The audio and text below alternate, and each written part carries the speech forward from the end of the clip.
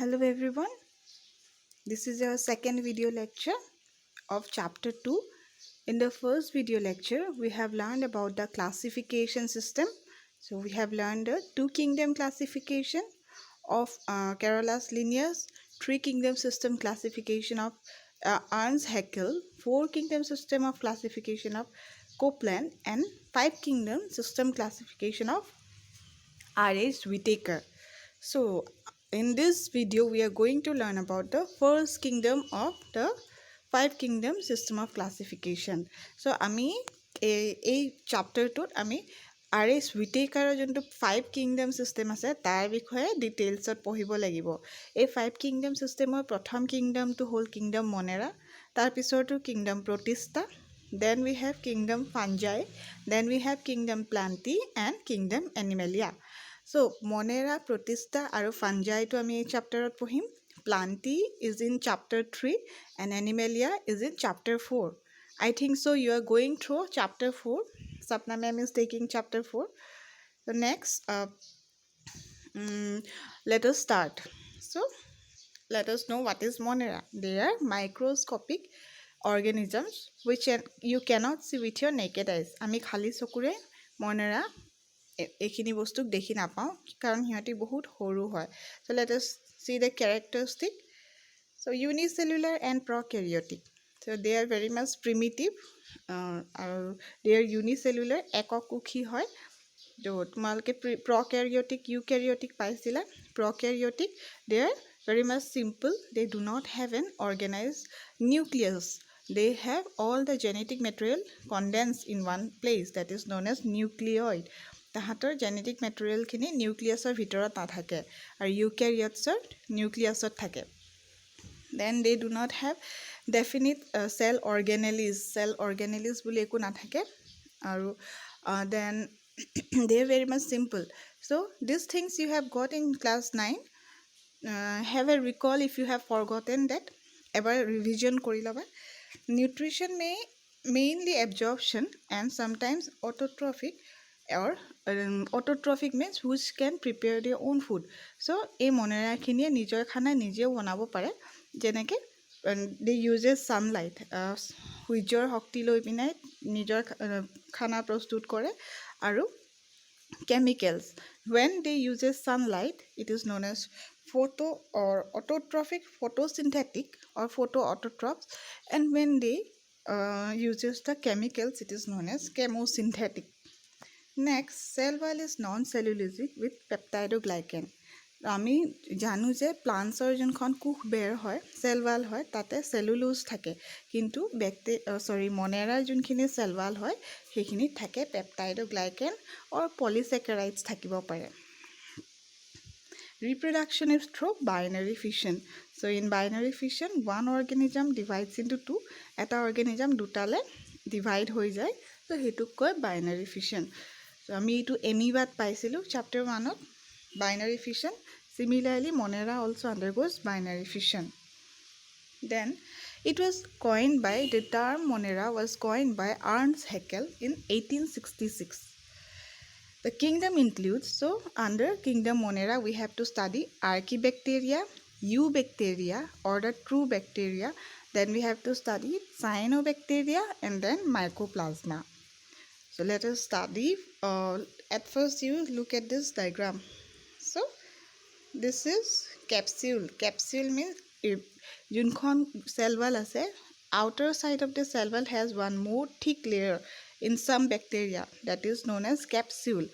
Sometimes it is slimy. Etu pisol thake kisuman bacteria hetuk slime layer buli koy, aru kitiba etu hard hoi jay hetu capsule buli koy. Aru tar tolat thake cell wall. Cell wallor bhitor thake cell membrane. Cell membrane bhitor jenukwa baki sob prokaryotes or hoy henukwai same. Inside the cell wall we have cytoplasm, and then all the other like ribosomes are there, then the DNA is there.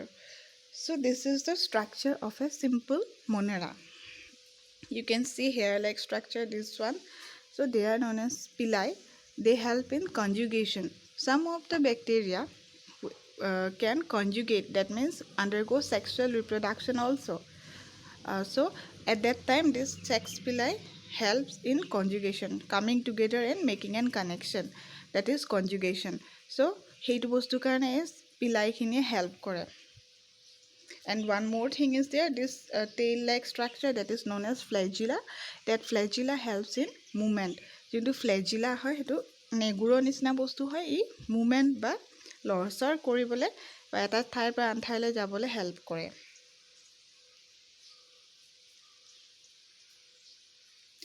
Next is Archaebacteria. So these are special types of Monera which can live in very harsh environmental condition. খুব বেলেগ ধৰণৰ environmental condition, for example খুব গৰম, very high temperature, they can survive there. খুব high acidity, if the pH is very high, আৰু pH মানে তোমালোকে জানা, this is the concentration of hydrogen ion. So when it is highly acidic, they can live there also. If it is salty, খুব নিমখীয়া, সাধাৰণতে নিমখত বস্তুবোৰৰ পৰা osmosis হৈ যায়, পানী ওলাই যায়. For example, when you make salad, after sometimes if you add salt, যদি নিমখ দিছা সালাডত, তাৰ পৰা পানী ওলাই যায়. Similarly, organisms cannot survive in salt. But Archaebacteria, they are salt lover. They can survive in soil. Then, so our Archaebacteria are unique type of prokaryotic microorganisms living in most extreme environments such as extremely salty area, hot spring, volcanic walls, marshy areas, and other similar hostile conditions. So we will learn about what are the Archaebacteria one by one. Let us know about the characteristics. So have cell wall that lacks peptidoglycan. অলপ আগত আমি পঢ়িছিলোঁ যে মনেৰাত peptidoglycan বা পলিছেকেৰাইড থাকিব পাৰে cell ৱালত, কুহবেৰত. চ' ই যোনখিনি আৰ্কিবেক্টেৰিয়া হয় তাহাঁতৰ চেল ৱালত পলিছেকেৰাইড থাকে আৰু কিছুমানৰ চেল ৱালত প্ৰটিনছ থাকে. Then cell membrane contains branch chain lipid that makes it tolerant to extreme of heat and pH. So which the cell membrane or the plasma membrane contains branch chain lipid or branch chain থাকে. সেই লিপিডৰ branch chain থকাৰ কাৰণে সিহঁতে extreme hit আৰু pH টলাৰেণ্ট কৰিব পাৰে. Next is Archaebacteria can be divided into 3 groups. So 3 groups আছে Archaebacteria. First one is methanogen, second one is halophile, and third one is thermoacidophile. So 3 group হয়. First one is methanogen. Methanogen wordটোৰ পৰা তোমালোকে দেখিছা methane শব্দটো আছে, methanogen from methane. So those Archaebacteria which can produce methane gas from using some organic substance or some acid, they are known as Archaebacteria. They are known as methanogens. So যোনখিনি Archaebacteria methane produce কৰে হেতক methanogen বুলি কয়. So Archaebacteria are anaerobic that produces methane gas from formic acid and carbon dioxide are called methanogens. Then methane can also be produced from organic matters by fermentation carried out by this bacteria in the biogas plant. Now, how many of you may have heard about biogas? So তোমালোকে গোবৰ gas বুলি শুনিছানে? গোবৰ gas plant, তাতে কি হয়, গোবৰ দিয়া হয়, কাউ ডাং দিয়া হয়, and some other organic waste materials are given in a big concrete tank. এটা খুব দহকে খান্দা টেংক এটা আছে. সেই টেংকটোৰ ভিতৰত টেংক বা ৱেল এটা আছে নাদৰ নিচিনা, তাতে কি থাকে, ক্লোজ মানে বন্ধ, ওপৰত এখন ঢাকন থাকে যোনখন ওপৰৰ পৰা তললৈ এনেকৈ আপ এণ্ড ডাউন কৰিব পাৰি. so that when the gas is formed, the lid comes up and it is taken out through an outlet pipe. So সেই গোবৰ যোনখিনি গোবৰ আৰু বাকীখিনি অৰ্গেনিক মেটাৰ আমি দিলোঁ, চব্জি শাক পাচলি বাকলি চাকলি আমি ভৰাই ঢাকনখন বন্ধ কৰি দিওঁ, তাতে যোনখিনি মিথানোজেন্স আছে, they start decomposing it and produces the methane gas. আৰু সেই মিথেন গেছটো ইমানেই প্ৰডিউচ হয় যে এই যোনখন লিড আছিল, যোনখন ঢাকন আছিল, সেইখন লাহে লাহে ওপৰলৈ উঠি আহে গেছৰ কাৰণে, আৰু যোনটো আউটলেট পাইপ আছিল কানেক্টেড, তাৰ পৰা সেই গেছটো বাহিৰত গুচি যায়, আকৌ ঢাকনখন তলত পৰি যায়. So that gas can be used in household product, মানে যেনেকৈ আমি ঘৰত ভাত বনোৱা কামতো গোবৰ গেছৰ যোনটো গেছ হয় সেইটো আমি ইউজ কৰিব পাৰোঁ so' is not this bacteria beneficial so' archaebacterias are helpful to us ইহঁতি আমাক বহুত সহায় কৰে so' example of methanogens methanobacterium and methanococcus so' বেক্টেৰিয়াৰ নামটো লিখোঁতেও আমি ছেইম বাইনমিয়েল নমেনক্লেচাৰ ফ'ল' কৰিব লাগিব same way we have to underline it Halophiles. So next is halophiles. Phobia and philia. I think you have heard about phobia. Phobia mane bhoy, philia mane love. So halophiles means salt lover. So these archaebacteria they love soil. They can stay in soil. Salt. Sorry. So halophiles are salt lover. They live in salt-rich medium, salt lake, salt pans, salt marshes, and brines.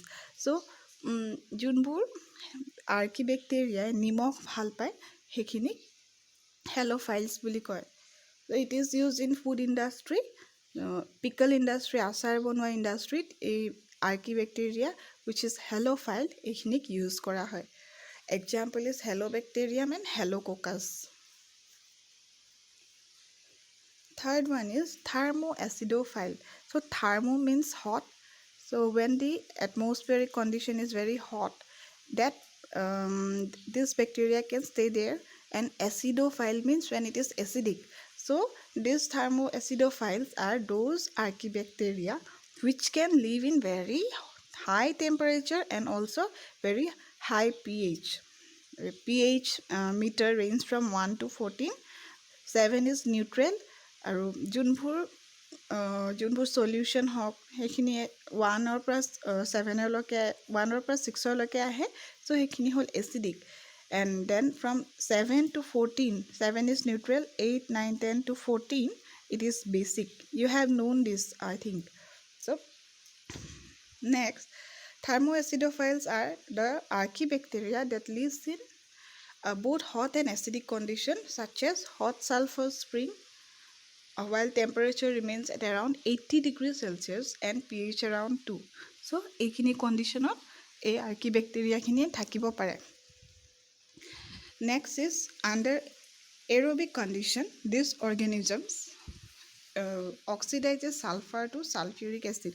So, যেতিয়া oxygen available থাকে তেতিয়া সিহঁতে সালফাৰক সালফিউৰিক এচিডলৈ convert কৰে আৰু যেতিয়া oxygen নাথাকে under anaerobic condition some of these organisms can reduce sulfur to hydrogen sulfide so reduce kori hydrogen sulfide banai sulfurok so these are very much essential for extracting minerals from ores so impure state আমি generally minerals pur mixture hisabe thake ekelogote impure state ot thake to tak ami refine koribo paru with the help of this archaebacteria so that is known as bioleaching So example is Thiobacillus thioxidans. Next is eubacteria or true bacteria. So here these are the actual bacteria which we generally talk about. Jeneke milk or curd bonai. So that again you have some even good bacteria in our intestine also. Also, some bacteria are harmful to us. Kisumane amar bemar kore. Not only our plant disease kore, animal disease kore. So, they are eubacteria or true bacteria. The characteristics are similarly they are unicellular and prokaryotes. Nutrition mainly absorptive, sometimes autotrophic. Cell wall is non-cellulosic with peptidoglycan. So, the bacteria's cell wall is made up of peptidoglycan. They occur universally. The bacteria can be found everywhere. Matitu thakibo, panitu thakibo, tumar hatotu thakibo. So it is found everywhere. They are also associated with diseases of plants and animals, and some of them are even useful to us.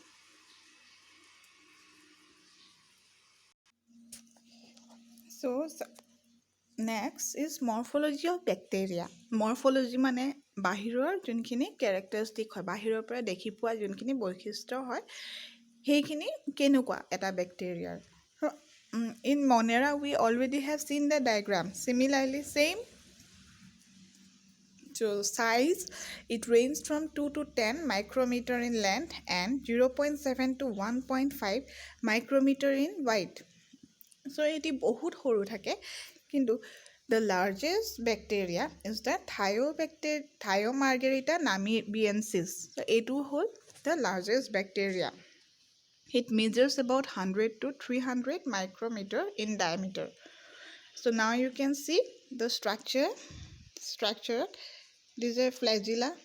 Then we have a capsule. কিছুমানত কৈছোঁ capsule থাকে, slime layer থাকে, এটা পিছল layer থাকে আৰু কেতিয়াবা সেই বস্তুটো খুব hard হৈ যায়, এইটো capsule কয়.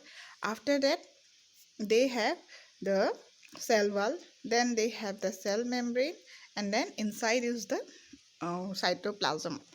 Then this is the chromosome DNA and ribosomes are present. So this is the morphological structure of bacteria. Next, shape. So shape, different shapes may be there of a bacteria. It may be round in shape, so they are known as cocci. Then it may be rod shaped. A rod shaped bacteria khini naam hol bacillus. And it may be comma shaped. Comma to nisina hobo pare. Tak ami vibrio boli kom. আৰু spiral গোল গোল ঘূৰণীয়া দীঘলকৈ স্প্ৰিংডালৰ নিচিনা হ'ব পাৰে PAN যোনটো কিছুমান পেনত spring থাকে নহয় সেই স্প্ৰিংডালৰ নিচিনাও থাকিব পাৰে সেইখিনিক কয় spiral so on the basis of the shape the names are being given like streptococcus or diplococcus di means two so diplococcus streptococcus means in chain so diplococcus then streptococcus pneumoniae এইটো তোমালোকে শুনিছা চাগে pneumonia যোনটো বেমাৰ আছে তাৰ যোনটো bacteria হয় positive organism is an bacteria so তাৰ নামটো হ'ল streptococcus pneumoniae then you must have heard vibrio cholerae cholera যোনটো বেমাৰ হয় তাৰ যোনটো পজিটিভ অৰ্গানিজম হয় যোনে বেমাৰ কৰে কলেৰা তাৰ নামটো হ'ল vibrio cholerae এইটো কমা শেপেড হয় lactobacillus so the most common bacteria you know যোনটো মিল্কৰ পৰা কাৰ্ড বনায় সেইটো হ'ল lactobacillus it is rod shaped so if we get a chance we will see this in the microscope of our lab আমি অলপ দৈ আনি পিনে আমি lactobacillus টো চাব পাৰোঁ next mode of nutrition so they may be autotrophic that is photoautotrophic example rhodiospirillum chloronema ekhiniye sunlight loi pine nijor khana banabo pare heterotrophic or chemosynthetic bacteria some bacteria are there which can utilize the chemicals and then make their food they are known as chemosynthetic bacteria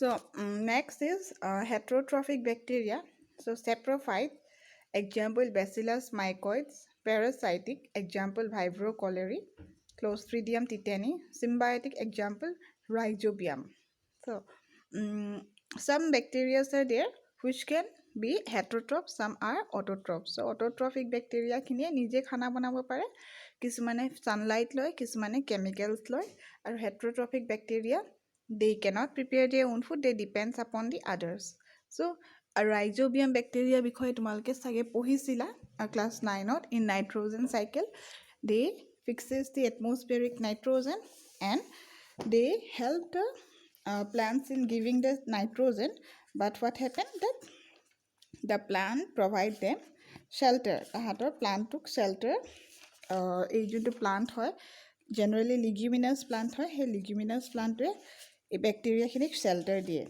so this is about the mode of nutrition so chemosynthetic bacteria are nitrosomonas and nitrobacter thiobacillus so here the example is missing thiobacillus or nitrosomonas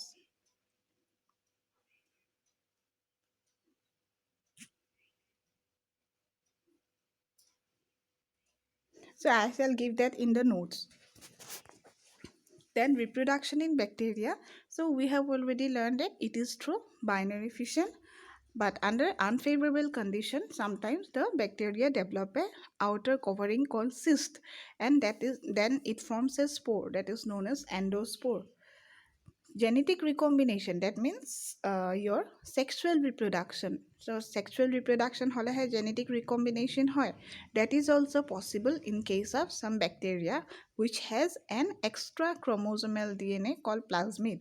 So কিছুমান bacteria plasmid বুলি এটা chromosome to থাকে, extra chromosomal DNA থাকে, তো তাহাঁতৰ ক্ষেত্ৰত sexual reproduction is possible. So see here, this is sexual reproduction in bacteria. This bacteria do not have plasmid. এইটোত plasmid নাই আৰু ইয়াত plasmid আছে. এই যোনটো blue color round হৈ আছে এইখিনি হ'ল plasmid. And this is the actual DNA. যোনটো actual DNA এইটো আছে. Additionally, some more extra chromosomal DNA, round DNA কিছুমান থাকে, সেইখিনিৰ নাম হ'ল plasmid.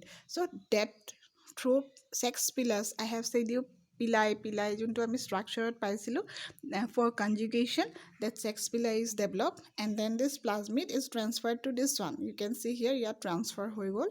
So this is a type of sexual reproduction in bacteria. Now this one is binary fission. From one bacteria, generally all the content of the protoplasm divides into two, and then two daughter cells are formed.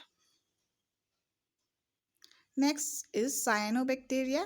So they are also known as blue-green algae. Cyanobacteria or blue-green algae. Cyanobacteria বুলি কিয় কোৱা হয়? কাৰণ তাৰ যোনখন cell wall হয় সেইখন বেক্টেৰিয়াৰ নিচিনা হয়।